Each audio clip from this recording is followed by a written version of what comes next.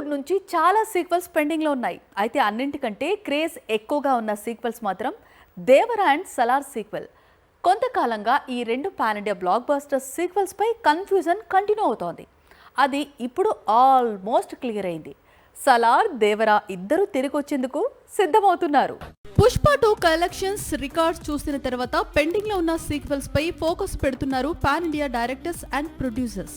అయితే సీక్వెల్స్ అనేవి అంచనాలను అందుకున్నప్పుడే మ్యాజిక్స్ జరుగుతాయి. అందుకే కావాల్సినంత సమయం దొరికినప్పుడే సీక్వెల్స్ కు గ్రీన్ సిగ్నల్ ఇస్తున్నారు స్టార్స్. ప్రభాస్ ఎన్ని సినిమాలు చేసినప్పటికీ అతను నటించాల్సిన సలార్ సీక్వెల్ కోసం ఫ్యాన్స్, ఆడియన్స్ ఎదురు చూస్తున్నారు. ఓటీటీలో అయితే సలార్ మొదటి భాగం ప్రభాస్ కెరీర్ లోనే హైయెస్ట్ వ్యూస్ సాధించిన చిత్రంగా రికార్డుల్లోకి ఎక్కింది. ప్రస్తుతం ప్రశాంత్ నీల్ టైగర్ తో కలిసి భారీ చిత్రాన్ని తెరకెక్కిస్తున్నాడు. ఈ చిత్రం పూర్తి కాగానే నీల్ సలార్ సీక్వెల్ పై ఫోకస్ పెట్టబోతున్నాడు.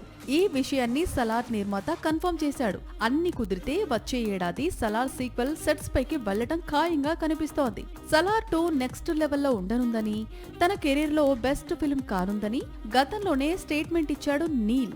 మొదటి భాగం వసూళ్లను చూసి తాను కాస్త నిరాశపడ్డాడు ప్రశాంత్ నీల్. అందుకే రెండో భాగంలో ఆ లెక్కలన్నీ సెట్ చేయాలనుకుంటున్నాడు. మరోవైపు దేవర సీక్వెల్ కు కొరటాల శివ సిద్ధమవుతున్నాడు.